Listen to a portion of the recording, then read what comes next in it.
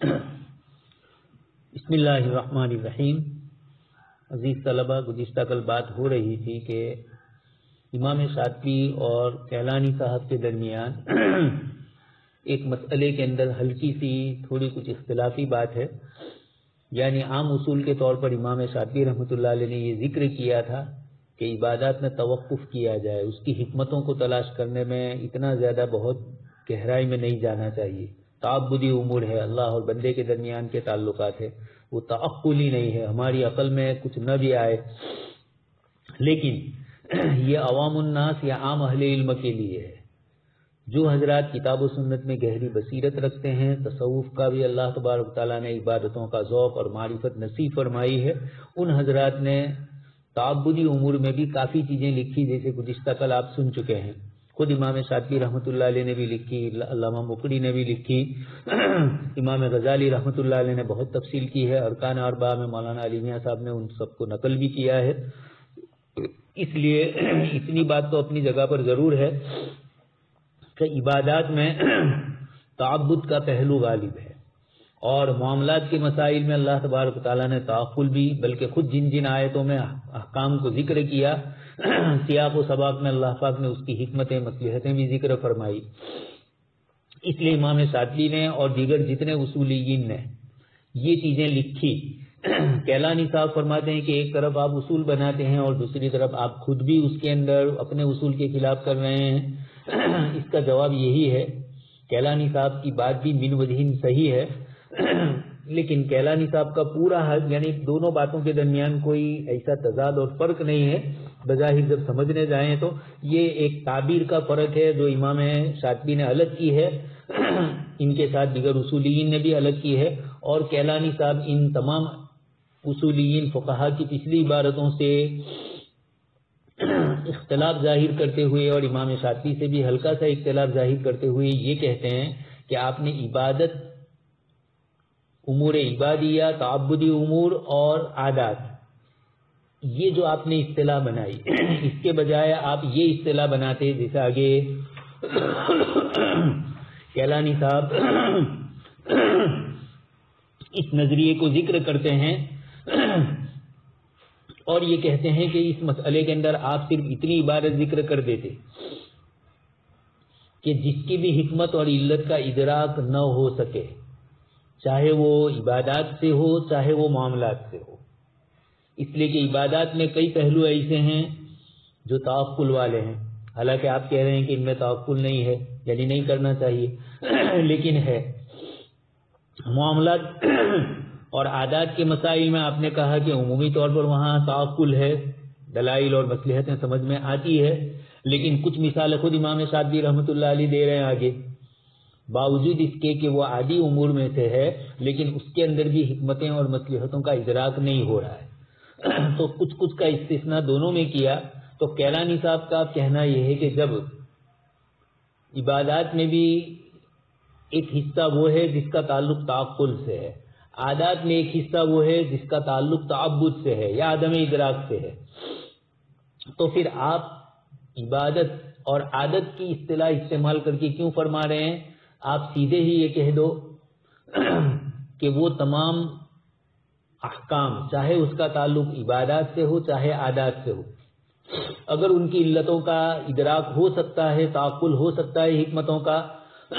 علت سے مراد یہاں حکمت ہے، تو اس کی حکمتوں کا ادراک ہو سکتا ہے چاہے وہ عبادات سے ہو چاہے عادات سے ہو، تو پھر اس کے اندر اس کی علت اور اس کی حکمت کا پتہ چلے گا، اس کے حساب سے ہم کام کریں گے. نہیں ہو رہا ہے، ادراک نہیں ہو رہا ہے، تو پھر ان کو تعبد کے پہلو کی طرح رکھ دیں گے. لیکن تعبد اور عادات، اس کے بجائے آپ اصول یہ بتلائیے کہ جس میں بھی تعقل ہو سکے گا،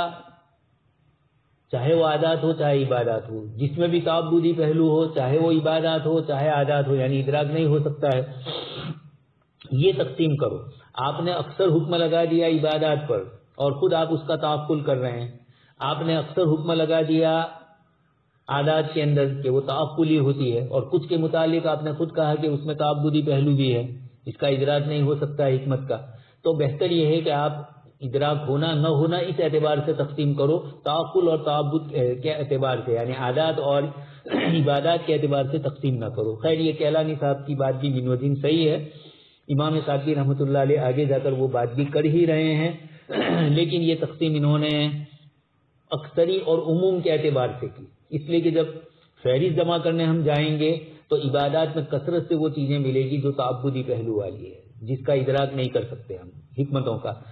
اور عادات اور معاملات میں اکثر یہ ہے کہ جن کا تعقل ہو جاتا ہے، اس لیے حکم کا تعلق اکثر اور کل سے ہوتا ہے۔ اس اعتبار سے امام شافعی رحمۃ اللہ علیہ نے یہ بات ذکر کر دی۔ کیلانی صاحب نے اپنی طرف سے ایک بات ذکر کی، ان کی بات کا ذکر کرنا بھی ضروری تھا تاکہ ہم ہر عبادت کے پہلو میں یہ نہ سمجھ لیں، اور خود ان ائمہ نے ہی اپنی عبادات کے مسائل میں تعقل کا پہلو اپنایا ہے تو پھر ان پر ہی اشکال ہوتا ہے، اس لیے کیلانی صاحب نے جو بات کہی وہ بھی اپنی جگہ پر صحیح، اور امام شافعی رحمۃ اللہ علیہ نے جس انداز سے ان قواعد کو ذکر کیا وہ بھی اپنی جگہ پر صحیح، دونوں میں کوئی اشکال نہیں ہے۔ ہلکی پھلکی تھوڑی وضاحت ضروری تھی تو اس کو امام شافعی رحمۃ اللہ علیہ کی عبارت کو نقل کر کے، امام غزالی کی عبارت کو نقل کر کے، مقری صاحب کی عبارت کو نقل کر کے کیلانی صاحب نے اس کو گزشتہ کل ہمارے سامنے ذکر کر دیا۔ چنانچہ اب اسی سلسلے میں یہ گفتگو کرتے ہیں۔ میری رائے یہاں جا کر یہ کہہ رہے ہیں من هذا كله اخلص الى عدم التسلیم للشاطبی 240 صفحے کی پہلی لکیر پر آپ فرما رہے ہیں عنی الاصل فی العبادات التوقف وعدم اضطراد قوله انما كان من التکالیف من قبیل الاحکام التعبدیہ فان قصد الشارع ان یوقف عنده ويعزل عنه النظر الاجتهادي جملة وان يقل الى واضحه ويسلم له فيه۔ یہ جو ذکر کیا تعبدی احکام اور ان کے سلسلے میں آگے کہنا ہے ذالک ان الوقائع السابقہ التي سبقتها من اقوال الرسولیین والفقہاء، تعبدی احکام کی قبیل سے تعلق رکھنے والے شرعی تکلیفات کے سلسلے میں شارع کو مقصود یہ ہے کہ ان میں اجتہادی نظر ڈالے بغیر ہی عمل کیا جائے اور اس کی حکمت کے معاملے کو شارع کے سپرد کرتے ہوئے مکمل طور پر اس کی اطاعت کی جائے۔ اس کے جواب میں فرماتے ہیں کہ میری رائے یہ ہے کہ امام شاطبی سمیت اصولیین اور فقہا کی پچھلی عبارتوں سے بات واضح ہو جاتی ہے کہ تعبدی افعال سے متعلق حکم شرعی اجتہادی غور و فکر سے الگ نہیں ہوتا ہے۔ کسی فعل کا تعبدی ہونا مستحب کے لیے غور و فکر کے دروازے بند نہیں کرتا ہے۔ یہ اصل کیلانی صاحب کا حاصل ہے کہ خود ان ائمہ نے عبادات کے مسائل کو ذکر کر کے یہ بتلایا کہ ان میں تعبدی پہلو غالب ہے، اور پھر اس کے باوجود ان کی حکمتیں انہوں نے ذکر کی جو تعقلی ہونے پر دلیل ہے، تو وہ گویا یہ کہنا چاہتے ہیں کہ اگرچہ ہم نے ان کو تعبدی کہا لیکن یہ مطلب نہیں ہے کہ آپ غور و فکر نہ کریں، مستحب غور و فکر کرے، اور عبادات میں بھی حکمتیں نظر آئے گی تو عادات میں بھی کچھ حکمتیں نظر نہیں بھی آئے گی،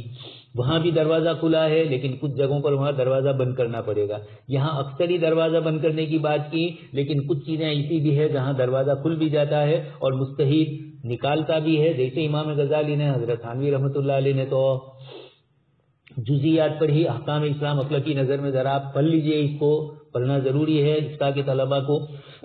حضرت نے جو علتیں اور حکمتیں بتلائی ضروری نہیں کہ وہی ہو،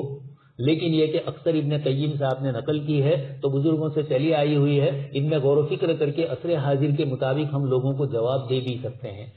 آج کی دنیا میں سائنس نے مزید ترقی کی ہے تو شریعت کے احکام اور مسائل جو تعبدی امور کے ہیں یہ بھی کھل کر لوگوں کے سامنے تعقل کی شکل میں آ رہے ہیں، رات دن مستقل کتابیں لکھی جا رہی ہے، مسواک کے یہ فائدے ہیں، فلانی چیز کے یہ ہیں، فلانی یہ ہے عبادات۔ معاشیات پر لکھنے والوں نے اس کو بھی لکھا، زکوٰۃ کے مسئلے کو لکھتے ہوئے ایک صاحب نے لکھا کہ اگر ہٹلر اسلام کے نظام زکوٰۃ کو دیکھ لیتا اور نظام سود کو دیکھ لیتا اور پھر یہودیوں کے ساتھ معاملہ وہ نہ کرتا جو بظاہر مشہور ہو چکا ہے، وہ صرف اپنے ملک سے سود کو ہی بند کر دیتا تو یہودی خود بخود یوروپ چھوڑ دیتے، جرمنی چھوڑ دیتے ہو۔ تو یہ اس طرح کی چیزیں زکوٰۃ کے نظام میں لوگوں نے بتلایا کہ اگر زکوٰۃ کا نظام کارل مارکس اور لینن کی سمجھ میں آ جاتا تو یہ دنیا کے اندر اقتصادیات کا جو نظام کمیونسٹ کا چلا اس کی ضرورت ہی نہیں تھی۔ اسلام نے دونوں کے درمیان اعتدال بتلایا۔ یہ عبادات کے پہلو کو لوگ واضح کر رہے ہیں، طہارتوں کے مسئلوں کو واضح کر رہے ہیں۔ حضرت تھانوی رحمۃ اللہ علیہ نے کتاب لکھی ہے الفضل ما شہیدت بہ العادہ،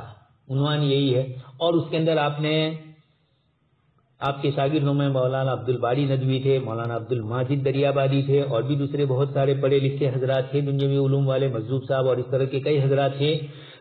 ان حضرات نے آ کر مجلسوں میں کبھی اس قسم کی باتیں کہی تو حضرت تھانوی رحمۃ اللہ علیہ کو یہ لگا کہ فلسفہ جدید اور جدید سائنس یہ تو اسلام کی اور وکالت کرتا ہے. فلسفہ قدیم کے تو جواب دینے پڑتے تھے اور وہ نظریاتی علوم تھے,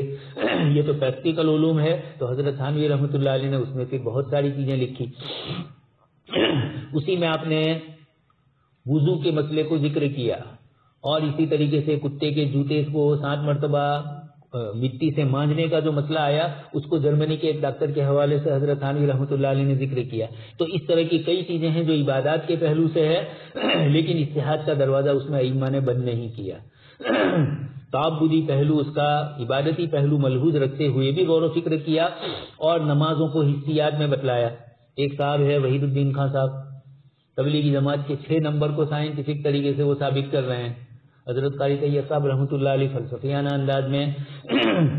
تبلیغی جماعت میں یہ جو اشتراکی طور پر کچھ افراد ایک ساتھ مل کر گشت میں نکلتے ہیں, حضرت مولانا قاری طیب صاحب رحمۃ اللہ علیہ نے لکھا ہے کہ آج کا زمانہ یونین کا ہے, ایک آدمی کی نہیں سنی جاتی, یونینوں کی سنی جاتی ہے. دیکھ رہے ہیں آپ کھیڈوت آندولن میں. تو دعوت و تبلیغ میں بھی ایک قسم کے یونین ہو گیا, چند افراد مل کر. اب ان چند افراد کے اندر ہمارے دعوت و تبلیغ کے گجرات کے ایک بڑے صاحب تھے فضل کریم صاحب, اللہ پاک نے بہت سمجھ دانائی عطا فرمائی تھی. اسی طرح قاضی صاحب تھے مرحوم پینامن میں رہتے تھے, جن کے نواسوں کی ابھی شادی ہوئی ثنا خان سے, اور لمبا چوڑا لوگوں نے مسئلہ کھڑا کیا. تو یہ قاضی صاحب کی بھی کچھ باتیں ان کی مجلس میں 1-2 مرتبہ, بچہ تھا میں چھوٹا, ترکے سر میں فارسی اول دوم پڑھ رہے تھے اس وقت, ان کی مجلس میں ہمارے بھائی صاحب کے ساتھ جانا ہوا.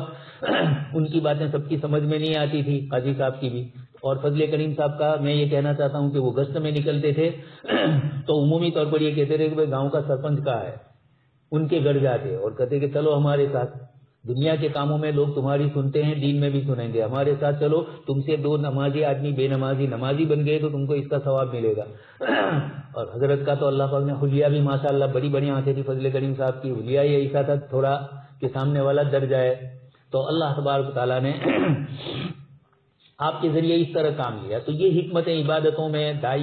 دعوت کے اندر سب جگہوں پر مصلحتیں چلتی ہے. ان مصلحتوں میں جب غور و فکر کیا جائے گا تو نظر آئے گا کہ عبادتوں کے اندر بھی شریعت نے کیا کیا رکھا ہے. خیر بات دور ہو جا رہی ہے.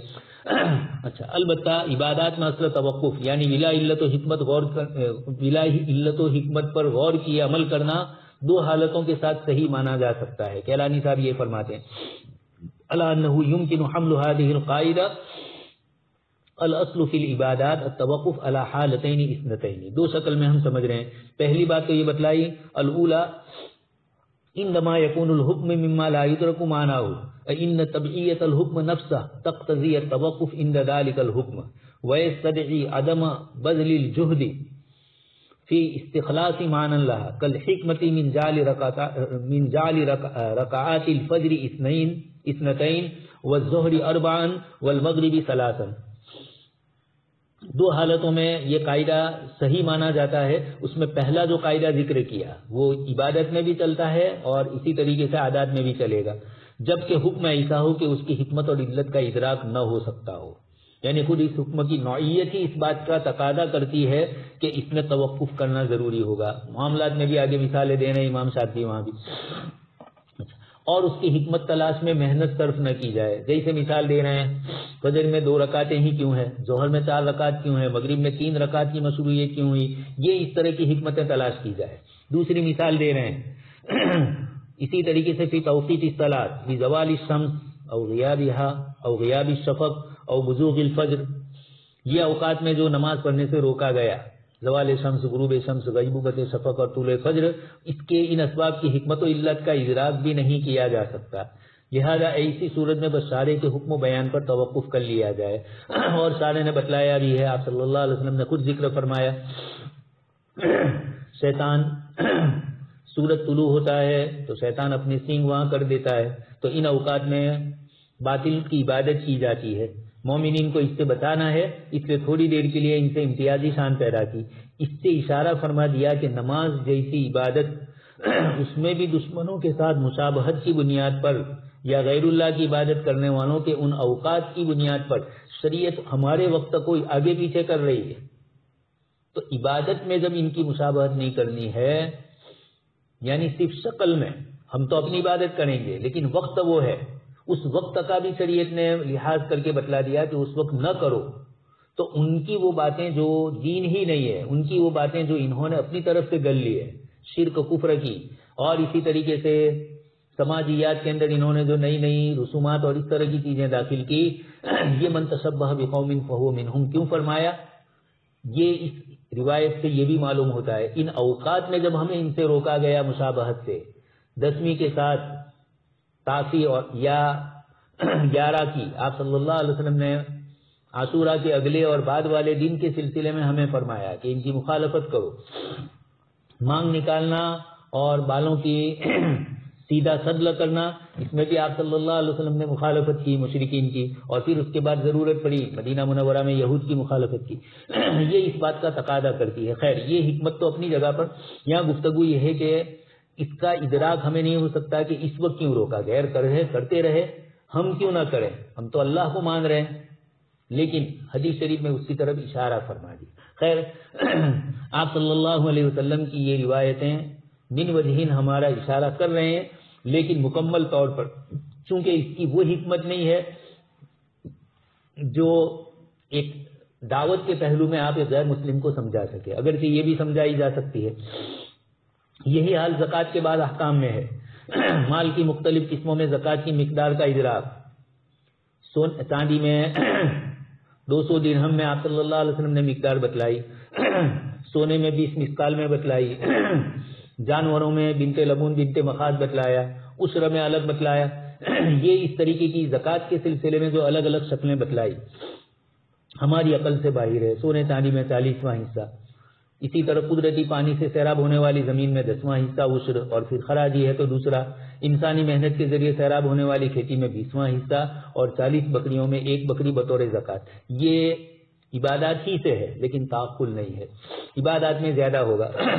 آگے اس کے بعد مثالیں دوسری بھی دیتے ہیں. مختلف اموال میں کی ان مختلف مقداروں کی خاص حکمت ہماری عقل سے باہر ہے. صحیح یہ ہے کہ انجام کار یہ حکم عدل و انصاف پر قائم ہے. اس کی بات سمجھ میں آتی ہے کہ شریعت مطہرہ نے لوگوں پر جو زکوٰۃ عشر وغیرہ عائد کیا، یہ ایسا حصہ رکھا کہ جس میں لوگوں کے لیے آسانی ہو. اس وقت کی دنیا بھر کی گورنمنٹوں میں، اور آپ تشریف لائے اس وقت بھی ایران اور روم میں لوگوں کے اوپر جو ٹیکس عائد تھے وہ اتنی بڑی مقدار تھی کہ لوگ برداشت نہیں کر سکتے تھے. اسلام نے آ کر جو ان کے اوپر ٹیکس لایا یہ جزیہ کا، اتنا آسان. حضرت علامہ شبلی نعمانی رحمۃ اللہ علیہ نے الفاروق کے اندر اس کو بہت تفصیل سے ذکر کیا. بڑے سے بڑے مالدار پر 48، دوسرے کے اوپر 36 اور پھر 24 بھی ہے، 12 کا بھی ذکر کیا گیا ہے. یہ اتنی کم مقدار، جب زکوٰۃ کی مقدار کم ہوتی ہے تو لوگ ادا کرتے ہیں، ٹیکس کی مقدار کم ہوتی ہے تو لوگ ادا کرتے ہیں. پہلے مثال دے چکا ہوں کیشو بھائی کے زمانے میں گجرات کے اندر جو لائٹ بل ہوتا تھا اس میں انہوں نے لکھا تھا کہ فلانی تاریخ میں ادا کر دو تو 25% ہم کم کریں گے، 100 روپے میں سے 25 روپے کم ہو جائیں گے. اتنا بڑا یہ دیا تھا تو لوگ وقت آنے پر فوراً ادا کر دیتے تھے. اسی طرح بھی نگر پالیکا کرتی ہے ان کے ٹیکس کے اندر،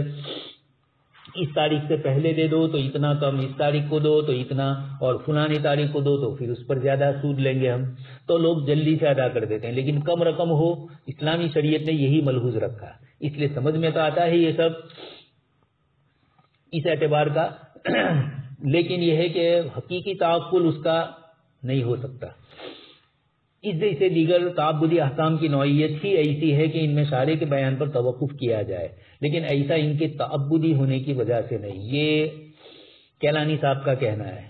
لیکن من وجہین ہے. علماء کرام نے یہی فرمایا کہ اللہ پاک کچھ چیزوں میں بندوں سے امتحان لیتے ہیں، وہاں وہ چیز لازم ہوتی ہے بندے پر، بندہ اس کو کرنے کی، جیسے آپ دیکھ رہے ہیں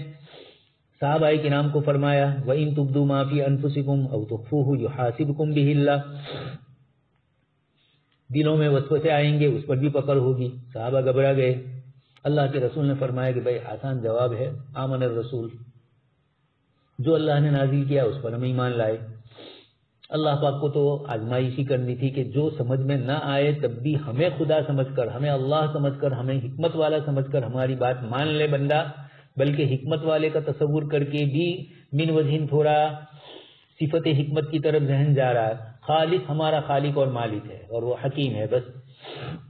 اس لیے اس کے حکم کو مان لیا جانا بے سو چیرا۔ جب صحابہ یہ مان لیا، صحابہ نے اللہ پر خوش ہو گئے، لا یکلف اللہ نفسا الا وسعها، حکم نازل ہو گیا۔ اسی طرح تہجد کے سلسلے میں علمان سیکون منکم مرضی، حکم میں تخفیف آ گئی، لیکن پہلے تو وہ حکم کرنا پڑا، بجا لانا پڑا۔ پچھلی امتوں میں اور بھی کچھ سخت احکام تھے، بجا لائے، وہ نہیں بجایا تو پھر اس کا جواب آ گیا۔ طالوت اور جالوت مقابلہ ہو رہا ہے اور قرآن کریم فرماتا ہے فمن شرب منہ فلیس منی، جو اس نہر سے پانی پیے گا وہ ہم میں سے نہیں ہے۔ اب یہ ایک تعبدی امر تھا، جہاد کا امر ہے، عبادات میں سے ہے، چاہے عبادت غیر مقصودہ میں سے، مقصود بذات نہیں ہے، لیکن یہ کہ اس طرح کا حکم آیا اور جن لوگوں نے ان کے کہنے پر عمل کیا وہ کامیاب ہوئے اور جنہوں نے پی لیا وہ کامیاب نہیں ہوئے۔ یہ اس طرح کے کئی احکام آئے، یہ تعبدی بھی مطلوب ہے من وجہ، اس لیے کیلانی صاحب کا خالص انکار کر دینا، محض اس کے تعبدی نہ ہونے کی وجہ، یعنی اس کے عدم ادراک ہی کو بنیاد بنانا، تو عدم ادراک کا تعبدی عبادتوں میں کثرت سے کیوں ہونا پایا جا رہا ہے اور عادات کے اندر قلت سے کیوں پایا جاتا ہے؟ اتنی تو کوئی وجہ ہے کہ جس کی بنیاد پر یہ ہو رہا ہے، بلکہ اس لیے ہے کہ اس کی نوعیت اس کی متقاضی ہے۔ یہ جگہ یعنی یہ جو عبادتیں آئی، زکوٰۃ وغیرہ کی جو مقداریں آئی، وہ خود یہ بتلاتی ہے اس کے تعبدی ہونے پر نہیں، بلکہ خود اس کے اندر یہ ایسی چیز ہے کہ جس کا ادراک ممکن نہیں ہے۔ امام شاطبی رحمۃ اللہ علیہ نے اس قاعدے کی جو مثالیں ذکر کی زیادہ تر اسی قبیل کی ہے کہ ان کی ذاتی نوعیت کی وجہ سے ان کی حکمت کا ادراک نہیں کیا جا سکتا، اس لیے وہ گویا کہتے ہیں کہ ادراک نہیں ہو رہا ہے ان کی نوعیت کی وجہ سے۔ دو تین جو مثالیں دی، فجر کی 2 رکعتیں، ظہر کی 4 رکعتیں، مغرب کی 3 رکعتیں، اسی طریقے سے طلوع زوال، غروب آفتاب، یہ جو اوقات بتلائے، یہ مثالیں جو دی، زکوٰۃ کی مقدار کے سلسلے میں جو مثالیں دی، کہا کہ ان کی نوعیت ہی ایسی تھی کہ یہ سمجھ میں نہیں آتی، یہ اگر معاملات کے مسائل میں آتی تو بھی ایسا ہوتا، گویا کہ اس کا تعبدی ہونا نہیں ہے۔ خیر یہ کیلانی صاحب کی اپنی بات ہے، لیکن من وجہ تو ماننا پڑے گا تعبدی ہونا، اس لیے کہ ائمہ نے اتنے حضرات نے غور و فکر کرنے کے بعد یہ چیز لکھی۔ اب آپ ادراک اور عدم ادراک کی شرط لگا کر اس طریقے سے ذکر کریں تو اقرب آپ کچھ تو ان کے قریب گئے ہی ہیں، اس لیے کہ شریعت نے خود وہاں پر اس کی نوعیت ایسی رکھی ہے کہ ادراک نہیں ہو رہا ہے۔ تعبدی پہلو میں شریعت نے عدم ادراک کا پہلو غالب رکھا بندوں کے لیے، اور مالیات کے معاملات کے اندر، عادات کے اندر شریعت مطہرہ نے پہلو غالب رکھا حکمت کا، تعقل کا پہلو زیادہ رکھا۔ تو یہ اللہ پاکی کی طرف سے اس طرح کی نوعیت ہے۔ ان علماء نے مثالیں کثرت سے دیکھی، اس لیے ان حضرات نے یہ کیا۔ یہ نہیں ہے کہ وہ عبادات میں رچے پسے تھے اس لیے ان کو اتنی چیزیں سمجھ میں آئی اور معاملات اور معاشرات سے وہ دور ہوں گے، ایسا تو ہے نہیں۔ اتنی بڑی علماء کی جماعت اور معاملات اور معاشرات میں شاہ ولی اللہ دیکھ لیجئے، امام غزالی دیکھ لیجئے، امام راضی اور فقہاء کرام کی ایک بڑی جماعت ہے جنہوں نے بیوعات اور معاملات کے مسائل کی ہندی کی چندی ایک ایک ذرے کو ذکر کیا۔ تو ایسا تو نہیں ہو سکتا ہے کہ ان حضرات کو اس سے رابطہ کم تھا، کیونکہ یہ بیچارے صوفی حضرات کے تعبدی پہلو ان پر غالب تھا۔ جیسے رمضان میں حضرت اقدس مفتی احمد صاحب خانپوری دامت برکاتہم کے سلسلے میں ایک صاحب کا مضمون آیا، حضرت نے اس بیماری میں توبہ اور استغفار کا ذکر کیا، تو کچھ عجیب و غریب انداز سے جو نئے فضلا ہوتے ہیں جو علم کو پڑھتے ہیں چکھتے نہیں ہیں، اور یہ حضرات چکھے ہوئے ہیں، اس لیے وہ ان ساری نوعیتوں اور نزاکتوں کو جانتے ہیں۔ یہاں پر کیلانی صاحب جو کہہ رہے ہیں اس کے مقابلے میں امام شاطبی، امام غزالی، ان حضرات نے جو اس طرح کے اصول ذکر کیے زیادہ مناسب ہے کہ آخر تو اکثریت اس میں یہی پائی جا رہی ہے، تعقل والی، اس کا کیا جواب ہے آپ کے پاس؟ خیر آگے اس کے بعد دوسری گفتگو کرتے ہیں۔ دوسری حالت، اللہ يترتب على النظر في الحكم فائدة علمية ولا ينبغي عليها ولا ينبني عليها اثر فقهي ويكون البحث فيها مدخلا للشتت والتكلف والافتئات على الشريعة۔ حکم شرعی پر غور کرنے سے کوئی علمی فائدہ حاصل نہ ہو۔ بہت سارے مقامات ایسے ہیں کہ جہاں پر خاموش رہنا ہوتا ہے۔ کیلانی صاحب فرماتے ہیں کہ ایسی جگہ پر بھی تعقل یعنی علتیں تلاش کرنے کے پیچھے نہ پڑا جائے جہاں اس کے فائدہ کوئی حاصل نہ ہو رہا ہو، کوئی فقہی نتیجہ بھی برآمد نہیں ہو رہا ہے کہ امت کے لیے فائدہ ہو، تو اس میں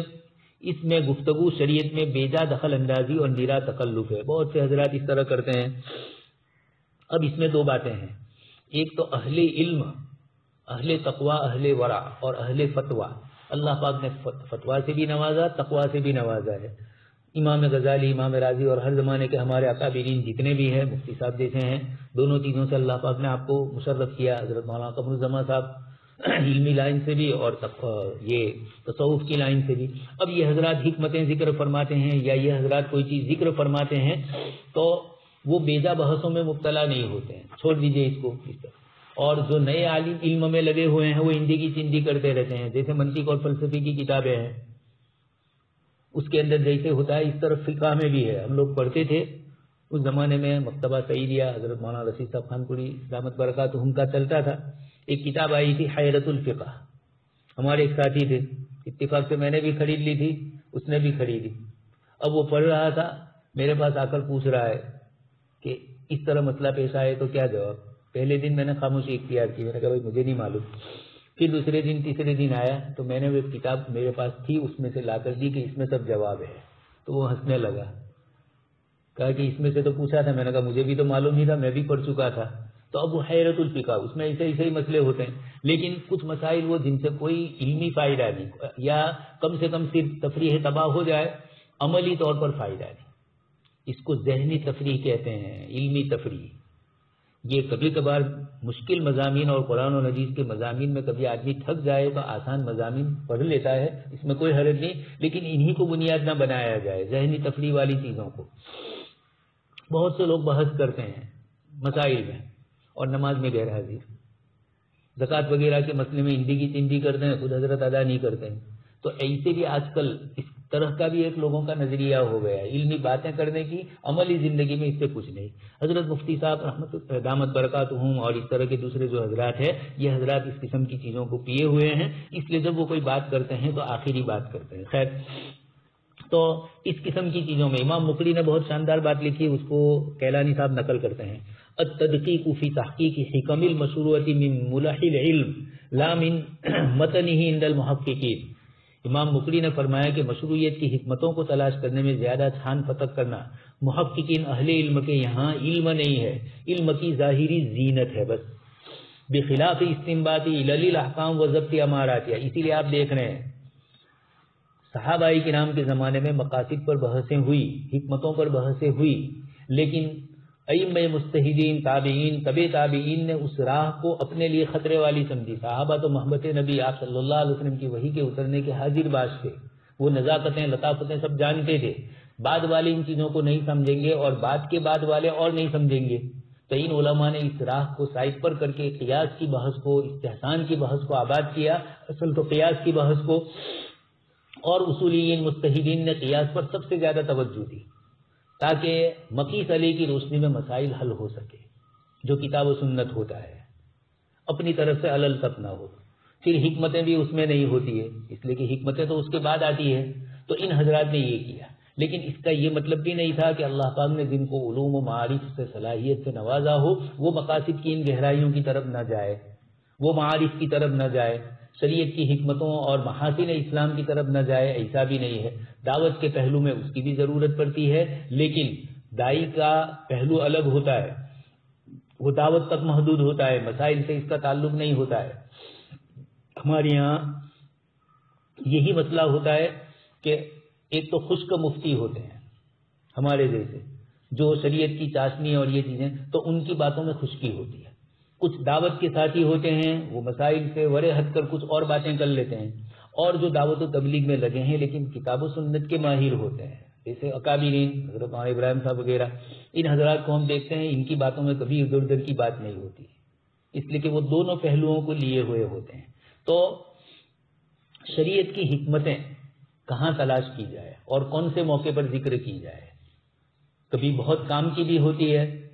اور کبھی اس سے کوئی فائدہ نہیں ہوتا ہے. اس لیے امام مقری رحمۃ اللہ علیہ نے فرمایا کہ علماء ائمہ مجتہدین نے قیاس اور استنباط کی طرف اپنی توجہ کو مصروف رکھا اور حکمتوں کی تلاش میں نہیں گئے. اب حکمتیں بتلانے والے دو قسم کے حضرات ہیں، ایک تو صوفیاء کرام ہے، اور ان میں بھی کچھ وہ صوفیاء کرام جن کا علم پختہ نہیں ہوتا ہے، تو ان کی کچھ باتیں اچھی ہوتی ہے، کچھ باتیں دوسری ہوتی ہے، کسی مقاصد شریعت کے مقابلے کی ہوتی ہے، فقہی جزیے کے مخالف یا فقہی قاعدے کے مخالف ہوتی ہے۔ اور ایک وہ مفتی اور مجتہد جس کو اللہ نے علم کے ساتھ ساتھ معرفت بھی نصیب فرمائی، وہ جب کوئی بات کرتے ہیں تو وہ کتاب و سنت کی روشنی کی بنیاد پر، تنقیح کی بنیاد کے اوپر، ان کا ادھر ادھر ذہن کا رجحان نہیں ہوتا ہے۔ وہ جو بات بھی کرتے ہیں، جیسے ہم دیکھ رہے ہیں امام غزالی، امام رازی، ابن تیمیہ، ابن قیم رحمۃ اللہ علیہ، ہمارے اکابرین شاہ ولی اللہ، حضرت تھانوی، حضرت نانوتوی، ان حضرات نے اس طرح کی حکمتیں ذکر فرمائی۔ اس کے مقابلے میں عصر حاضر میں ہمارے جو متجددین ہے یا جو بیچارے کتاب و سنت کے علوم سے کم واقفیت رکھتے ہیں، دنیاوی علوم کے ماہر ہے، اور وہ دین و شریعت کی حکمتیں بتلانے جاتے ہیں تو کبھی ذاکر نائک صاحب کی طرح کچھ غلطی بھی کر لیتے ہیں، وحید الدین خان صاحب کی طرف کچھ طلاق اور نکاح کے مسئلوں میں ادھر ادھر بھی کر دیتے ہیں۔ تو یہ کیوں ہوتا ہے؟ اس کی بنیاد یہی ہے۔ خیر، تو یہاں پر حکمتوں کی تلاش کے مقابلے میں ائمہ مجتہدین نے دوسرے پہلو کو اختیار کیا۔ اس کو امام مقری رحمۃ اللہ علیہ فرماتے ہیں، بخلاف استنباط علی الاحکام و ضبط اماراتها فلا ينبغي المبالغه في التنقيل عن الحكم لا سيما فيما ظاهره التعبد اذ لا يؤمن فيه ارتكاب الخطر والوقوع في الخطر وحسب الفقيه من ذلك ما كان منصوصا او ظاهرا او قريبا من الظهور۔ اور شاندار بات فرمائی کہ احکام کی علتوں کے استنباط، حکمتوں کی تلاش میں، خاص طور پر ان احکام میں جن میں تعبد کا پہلو ظاہر ہوتا ہے، زیادہ مبالغے سے کام نہیں لینا چاہیے۔ اس لیے کچھ لوگ محض حکمتیں تلاش کرتے ہیں، آج کل سائنس کی حکمتیں، مولانا اس میں کیا سائنس ہے؟ تو دین ایمان بالغیب کا نام ہے، دین ایمان بالشہود کا نام نہیں ہے۔ صحابہ کرام نے کبھی حضور سے حکمتیں نہیں پوچھی، اور اگر ذرا پوچھی چاند کے گھٹنے بننے کی تو اللہ پاک نے جواب ہی بدل دیا، قل ہی مواقیت للناس یسألونک عن الاہلہ، لیکن صحابہ کا جواب موڑ دیا کہ آپ کو ان چیزوں کے پیچھے نہیں پڑنا ہے، افلاطون، ارسطو برسطو سب آ چکے ہیں، اور اسی طرح ابن سینا اور دوسرے ادریسی، خوارزمی مسلمان آئیں گے، آپ کو تو اللہ کا دین اللہ کے بندوں تک پہنچانا ہے۔ اس لیے قل ہی مواقیت للناس، اوقات بتلا دیے، نمازوں سے اس کا تعلق، عبادتوں سے اس کے تعلق کو ذکر کر دیا شان کا۔ تو یہ حکمتوں کی تلاش میں خاص طور پر ان احکام میں جن میں تعبد کا پہلو ظاہر ہے، زیادہ مبالغہ آرائی نہیں کرنی چاہیے۔ ایسی صورت میں سنگین غلطی میں مبتلا ہونے کا خطرہ رہتا ہے۔ یہ علامہ مقری نے اسی زمانے میں فرمایا۔ کبھی کبھار ہمارے کچھ جاہل صوفی حضرات اس طرح کی باتیں کرتے ہیں، فقہا کے یہاں تو اس کا اعتبار ہی نہیں ہے۔ ایسے احکام میں فقیہ کے لیے منصوص، ظاہر یا قریب بظاہر پر اکتفا کرنا ہی بہتر ہے۔ ایسے موقعوں پر حکمتوں اور علتوں میں نہیں جانا چاہیے۔ اگر سے کچھ ذکر کیا بھی ہے، جسے مثال دے رہے ہیں، نماز کے اوقات کی حکمت تلاش کرتے ہوئے بتلایا کہ زوال شمس سے معمولات میں تبدیلی آتی ہے۔ شاہ ولی اللہ رحمۃ اللہ علیہ نے بھی حجت اللہ میں اس مسئلے کو ذکر کیا، ان للہ تعالی نفحات، اللہ پاک کی طرف سے کچھ گڑیاں ہوتی ہے، ان گڑیوں کی تلاش کرو، ان میں رحمت الہی متوجہ ہوتی ہے۔ تو اللہ اچھا، اسی طرح شاہ صاحب نے یہ بھی لکھا، قبض اور بسط، جسم کی ظاہری تکلیف میں قبض اور بسط جیسے ہوتا ہے، روح کا بھی اس طرح کبھی ہوتا ہے، کبھی انبساط میں ہوتی ہے روح، اور کبھی روح میں قبض ہوتا ہے، انقباض ہوتا ہے، عبادتوں کی طرف دل نہیں چاہ رہا ہے، اور کبھی بسط ہوتا ہے، نوافل پہ نوافل پڑھتے ہیں، قرآن کی تلاوت میں مزہ آتا ہے۔ تو یہ اس کا بھی من وجہین تعلق اوقات سے ہے، من وجہین کہہ رہا ہوں میں۔ تو یہ شریعت مطہرہ نے جو اوقات خمسہ نماز کے لیے ہمارے رکھے ہیں، یہ وہ اوقات ہے جن میں ایک تو اللہ پاک کی طرف سے خصوصی رحمتیں متوجہ ہوتی ہے، دوسری بات ان اوقات میں دخل ہے قبض اور بسط کا۔ اس لیے آدمی نیند سے اٹھا، دنیا بھر کی چیزیں لینے بیٹھ جائے، اس کے بجائے اللہ کی طرف متوجہ ہوا پہلے۔ اب یہ اطمینان اور سکون، اب روزی تلاش کرنے جائے گا تو فجر کی نماز اس کی جو ہوگی وہ اللہ پر اعتماد و توکل بتلائے گی، وہ بتلائے گی کہ اللہ کے سامنے کھڑے ہو کر میں اگر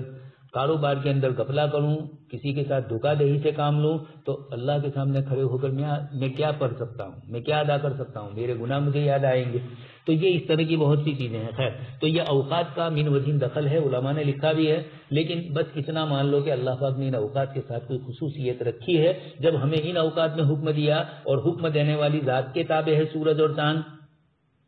ایک تو یہ کہ اس کے تابع نہ ہو نعوذ باللہ اور وہ کہے تو علل تب، بہت سے لوگ اس طرح کی بکواسات کرتے ہیں، اور ایک تو یہ کہ وہ ذات ہے، اس کی طرف سے حکم ہے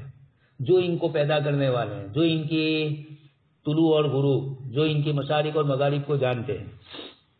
تو زوال شمس سے معمولات میں تبدیلی آتی ہے، لہذا اس وقت عبادت سے آغاز کرنے کا حکم دیا۔ پھر فرمایا عصر کا وقت طلب معاش کا ہے، تو عصر کی نماز کی مشروعیت کے ذریعے مکلفین کو بتلایا کہ آخرت میں بھی کچھ انتظام اس کے لیے کر لو۔ بازار میں ہمارے ایک دوست تھے، عموماً یہ کرتے تھے کہ مغرب سے پہلے پہلے آتے تھے، عصر بھی پڑھ لیتے تھے، مغرب بھی اسی وقت، مغرب کا تو خیر وقت ہو ہی رہا تھا، تو اس طرح کرتے تھے۔ تو ایک مرتبہ آئے، ہم بیٹھے ہوئے تھے، ایک صاحب نے پوچھا ابھی تو دیر ہے، ایک صاحب نے ان سے سیدھا ہی کہا ابھی تو 5-7 منٹ کی دیر ہے مغرب میں۔ اب اس کے پاس بلوانا تھا کہ نہیں یار مغرب نہیں، میں تو عصر پڑھ رہا ہوں۔ تو میں نے ان کو کہا کہ ایسا بیچارے کو ذلیل بھی مت کرو، ان کو کہا کہ اگر اتنی دیر ہو جائے تو دکان میں پڑھ لو، آپ جب انفرادی ہی پڑھنی ہے تو لوگوں کے سامنے اس طرح نہ کرو۔ حضرت مفتی شفیع صاحب رحمۃ اللہ علیہ نے لکھا ہے، نماز ہو گئی مسجد میں، اتفاق سے ہم دیر سے چلے گئے، تو اب بہتر یہ ہے کہ ہم تنہائی میں نماز پڑھ لیں تاکہ لوگوں کے سامنے اس گناہ کا ایک تو اس کی دتائی نہ ہو، دوسری بات یہ ہے کہ لوگوں کے سامنے اس طرح کر کے لوگوں کو عملی نمونہ بناؤ کہ مولانا بھی تو پیچھے پڑھتے ہیں تو ہم بھی پڑھ لیں، اس طرح کروانا یہ پسندیدہ نہیں ہے۔ حضرت مفتی صاحب نے اس کو پسند نہیں فرمایا ہے اور سمجھ میں بھی آتا ہے۔ تو عصر کا وقت آخرت کی یاد دہانے والا، مغرب کا وقت یہ بھی معمولات کی تبدیلی کا وقت، عشاء کا وقت سونے کا، فجر کا وقت لذت کا، اس طرح کی حکمتوں کی تلاش جن کا کوئی فقہی نتیجہ برآمد نہ ہوتا ہو اور نہ کسی حکم شرعی کی دریافت ہوتی ہو، اس طرح کے تکلفات حدود سے تجاوز ہے۔ ایسی صورت میں عبادت میں اصل توقف ہی ہے۔ اب تو یہ بھی آ گئے، ایسی صورت میں یہ کہنا صحیح ہے کہ عبادات میں اصل توقف ہے۔ تو گویا کیلانی صاحب یہ فرماتے ہیں کہ شاطبی صاحب کی جو باتیں ہیں اس کو عبادات اور عادات سے جوڑا نہ جائے، بلکہ یہ کہا جائے کہ حکمتوں اور علتوں کا ادراک ہو سکتا ہو یا نہیں ہو سکتا ہے، ایک تو یہ بات، اور دوسری بات یہ ہے کہ اس سے کوئی علمی فائدہ، عملی فائدہ ہے یا محض مجلس میں تفریح طبع کے طور پر آپ نے کہہ دیا اس کی یہ بھی حکمت ہے، پھر وہ حکمت صحیح بھی ہے یا نہیں، یہ بھی مسئلے ہوتے ہیں۔ تعبدی احکام کی تعلیم اور ممکنہ صورتوں میں ان کی حکمتوں کے خیال رکھنے کی یہ رائے کو تقویت اس سے بھی ملتی ہے کہ تعبدی احکام کے اصول کا استقرا بھی یہ بتلاتا ہے کہ ان احکام کا تعلق ان کی حکمتوں اور علتوں سے ہے۔ مثال دے کر سمجھاتے ہیں کہ خود کتاب و سنت میں بھی علتیں موجود ہے، اس کی حکمتیں موجود ہے، تو معلوم ہوا کہ تعبدی امور کی بھی حکمتیں قرآن نے ذکر کی۔ یہ کیلانی صاحب اپنی بات کو ثابت کرنے کے لیے مثال دے کر سمجھا رہے ہیں، جیسے ان میں حکمتوں کا ذکر کر رہے ہیں، ان الصلاۃ تنہی عن الفحشاء والمنکر ولذکر اللہ اکبر، نماز تمہیں فحشاء اور منکر سے بچاتی ہے، اور نماز میں اللہ کا ذکر ہوگا تو یہ بہت بڑی عبادت تم ادا کرو گے۔ اچھا، اسی طرح دوسری مثال روزے کی بتلائی، کتب علیکم الصیام کما کتب علی الذین من قبلکم لعلکم تتقون، قرآن نے فرمایا۔ وَأَذِّن فِی النَّاسِ، آگے فرمایا لیشہدوا منافع لہم، اپنے منافع کی چیزوں کو دیکھ لے حاجی لوگ، وَيَذْكُرُوا اسْمَ اللَّهِ فِی أَیَّامٍ مَعْلُومَاتٍ، اور حج کے دنوں میں اللہ پاک کا خوب ذکر کرے، من بہیمۃ الانعام، جانوروں کو ذبح کرنا بھی ہے۔ یہ سب چیزیں بتلائی ان آیات میں، لوگوں کو حج کی دنیاوی اور اخروی منافع بھی بتلائے، تجارت کا بھی ذکر کر لیا، عبادات کا، مغفرت کا۔ زکوٰۃ کے سلسلے میں فرمایا خذ من اموالہم صدقۃ تطہرھم وتزکیہم بہا وصلی علیہم، آگے فرمایا ان صلاتک سکن لہم، دو علتیں فرمائی، ایک تو مال لو تطہرھم وتزکیہم، مال اللہ کی راہ میں دے دیا حلال، اب وہ زکوٰۃ کے طور پر مال گیا، لیکن مال گیا اس سے اس کو فائدہ ہوا، اللہ پاک نے اس کے دل کو پاکیزہ کیا، مال کی محبتوں سے نکالا، حرام کمائی کی طرف اس کا رجحان نہیں ہوگا، اس لیے کہ حرام کما کر بھی جب مجھے 40واں حصہ اللہ کے لیے دینا ہے تو میں حرام کما کر دوں، اس سے بہتر یہ کہ کم کماؤں اور حلال طریقے سے 40واں حصہ دوں، یہ بھی تو سمجھ میں آتا ہے عقل میں۔ اور پھر ان صلاتک سکن لہم، یہ حضور کے زمانے کے ساتھ تھا، نبی کے پاس آتے تھے صدقہ ادا کرنے کے لیے، اللہ کے نبی ان کو دعائیں دیتے تھے۔ احادیث نبیہ میں بھی تعبدی احکام کو حکمتوں سے مربوط کرنے کی مثالیں مل رہی ہے، بہت الگ الگ مثالیں دے رہے، چنانچہ فرماتے ہیں حضرت عبداللہ ابن عباس کی روایت میں ایک شخص اللہ کے رسول صلی اللہ علیہ وسلم کے ساتھ حجۃ الوداع میں کھڑا تھا، اپنی سواری سے گر پڑا، سواری نے اسے کچل ڈالا، آپ صلی اللہ علیہ وسلم سے یہ واقعہ صحابہ کرام نے ذکر کیا تو آپ نے فرمایا اغسلوہ بماء وسدر،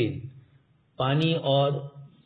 بیڑی سے اس کو غسل دو، وکفنہ فی ثوبین، اس کو کفن پہناؤ، ولا تحنطوہ، حنوط مت لگاؤ، خوشبو مت لگاؤ، ولا تخمروا راسہ، ان کے سر کو بھی مت ڈھانپو، فانہ یبعث یوم القیامۃ ملبیا، یہ قیامت کے دن ان کو اٹھایا جائے گا ملبیا، تلبیہ پڑھتے ہوئے، یہ آپ صلی اللہ علیہ وسلم نے فرمایا۔ اسی طرح آپ دیکھ رہے ہیں اس وقت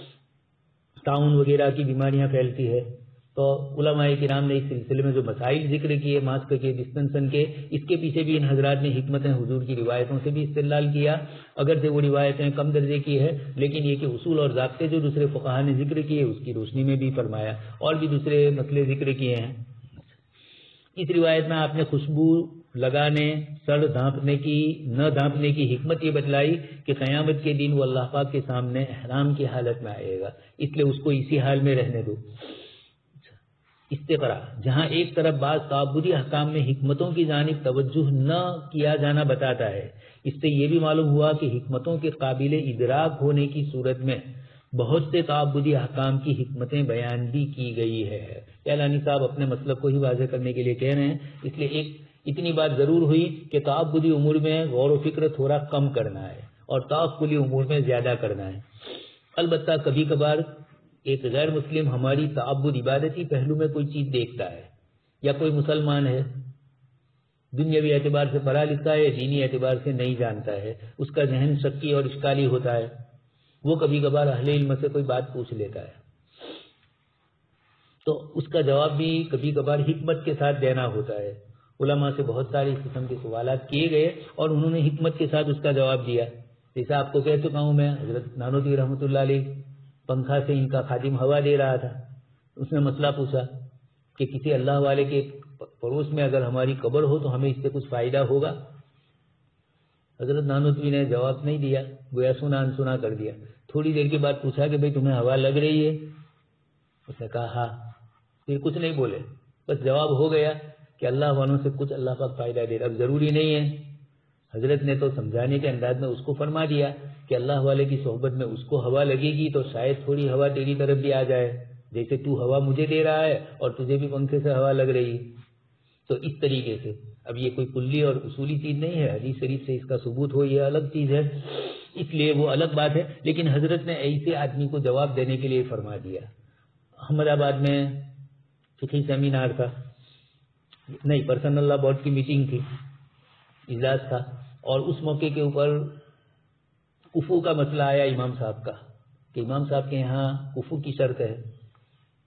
تو کافی لینا دینا ہوا کہ کفو کیا مطلب ہے، بس مسلمان ہونا کافی ہے، کوئی سماج میں فلانے سماج میں نہیں جا سکتا، یہ جو ہم لوگوں نے حد بندیاں کی اس کے بجائے کفو کا اعتبار اس کی وجہ سے بھی یہ چیز ہوتی ہے، تو وہ کفو کا انکار کر رہے تھے، دوسرے مسلک والے تھے غیر مقلدین، مختار ندوی صاحب وغیرہ اس قسم کے۔ حضرت قاضی صاحب رحمۃ اللہ علیہ نے بہت شاندار انداز میں فرمایا کہ امام ابو حنیفہ رحمۃ اللہ علیہ میچنگ کرنا چاہتے ہیں کہ میاں بیوی میں میچنگ ہو، اور یہ عموماً میچنگ جو ہوتا ہے وہ عادات، معاشرات، ان چیزوں میں ہی زیادہ تر، نماز تو سبھی پڑھتے ہیں مسجد میں جا کر مومن جتنے بھی ہے، کوئی بھی کسی خاندان سے تعلق رکھتا ہو، لیکن عمومی طور پر جو پریشانیاں آتی ہے وہ سماجی زندگی میں آتی ہے، وہ معاشرتی زندگی میں، شادی بیاہ وغیرہ مسائل میں آتی ہے، تو اس میں میچنگ کے سلسلے میں امام صاحب نے یہ چیز فرما دی، مزاج کی موافقت۔ اب یہی میچنگ، دو مسلمان لڑکا لڑکی ہے، دونوں کالج میں پڑھ رہے ہیں اور دونوں ایک دوسرے کے ساتھ تعلق قائم کر رہے ہیں، ایک دوسرے کو سمجھ رہے ہیں، تو چاہے کسی بھی خاندان سے ہو، محض عشق نہ ہو، اپنی زندگی کو مستقبل میں سنوارنے کے لیے کہ میرے ساتھ ایک ایسی لڑکی ہو جو پڑھی لکھی ہو، جس کے ساتھ میرے مزاج کی موافقت، لڑکی بھی یہ سمجھ رہی ہو، اور اس بنیاد پر شادی کریں تو کوئی فرق نہیں پڑتا۔ لیکن جب مسئلہ دوسرا ہو جاتا ہے، بنیاد جن چیزوں کو بنایا جاتا ہے وہ عارضی ہوتی ہے، اسی لیے تو فَاظْفَرْ بِذَاتِ الدِّین فرمایا کہ دین کی بنیاد ہی وہ ہے جو نکاح کو دیر پا رکھے گی، دنیاوی دوسری جتنی ہے حسن و جمال وغیرہ، مال خاندان وغیرہ، یہ سب چیزیں ختم ہونے والی ہے، اس کا کوئی اعتبار نہیں، خاص کر کے آج کی دنیا کے اندر جبکہ سب کو یک طرفہ کر دیا، گلوبلائزیشن جو آ رہا ہے، سب ایک قسم کے کپڑے پہنو، ایک قسم کی سوچ رکھو۔ خیر، تو آپ صلی اللہ علیہ وسلم کی یہ روایتیں جو آئی، ان کے ذریعے بتلایا کہ حکمتوں کا قابل ادراک ہونے کی شکل میں تعبدی احکام میں بھی آپ صلی اللہ علیہ وسلم نے حکمتیں بتلائی، یعنی احکام کی علتوں اور شریعت کی ان حکمتوں کا بیان جو شریعت کا مصلحت سے ربط ظاہر کرتی ہے، اصل ہے، چاہے وہ عبادات میں مل جائے چاہے وہ معاملات میں ملے۔ قاضی ابو یعلا نے بھی یہی بات فرمائی، چنانچہ قاضی ابو یعلا کی عبارت نقل کرتے ہیں، الاصل هو تعلیل الرسول وانما ترک تعلیلها نادرا فصار الاصل هو العام الظاہر۔ یہ قاضی ابو یعلا فرماتے ہیں کہ اصل یہ ہے کہ اصول یعنی احکام شریعت کی علت کا بیان ہی اصل ہے، شاذ و نادر اس سے مختلف ہوتا ہے، لہذا عام اور ظاہر کو ہی اصل مقام حاصل ہے، اس لیے فقہا علتوں پر توجہ زیادہ دیتے ہیں حکمتوں کے مقابلے میں۔ تأسیسا علی ما سبق ارى ان تكون القاعدة السابقة على الوجه التالي۔ چنانچہ اب یہ کہہ رہے ہیں کہ اوپر ذکر کیے ہوئے دلائل کی بنیاد پر میری رائے یہ ہے کہ زیر بحث قاعدے کو معمولی ترمیم کے ساتھ یوں کہنا چاہیے، اس کو فرمایا آگے بھی وہ بتلائیں گے اس کو، کہ تعبدی احکام میں جن حکمتوں کا ادراک نہیں کیا جا سکتا اصل حکمتوں کی جانب توجہ کیے بغیر حکم پر عمل ہے۔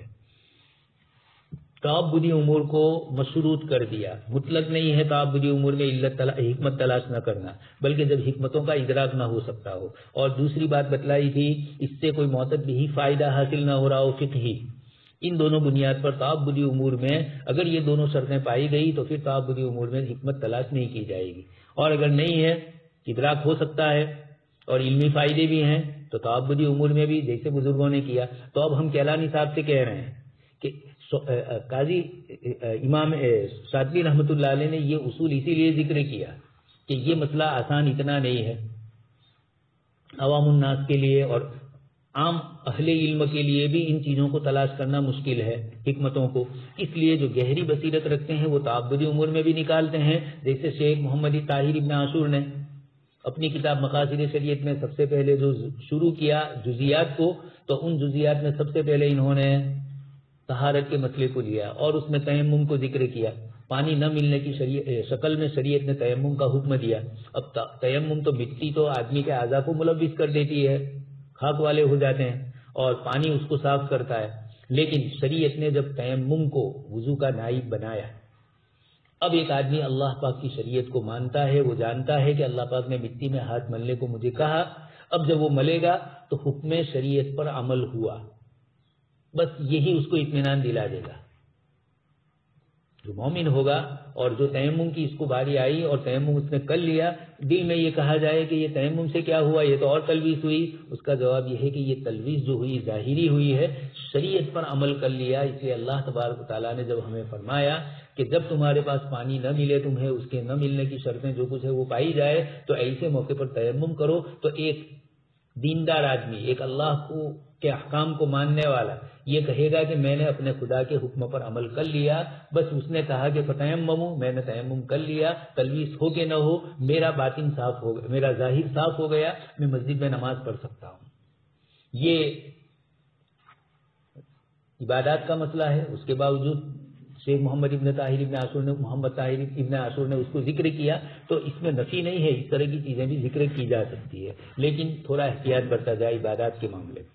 سبحان اللہ و بحمدہ، سبحانک اللہم و بحمدک، نشہد ان لا الہ الا انت، نستغفرک و نتوب۔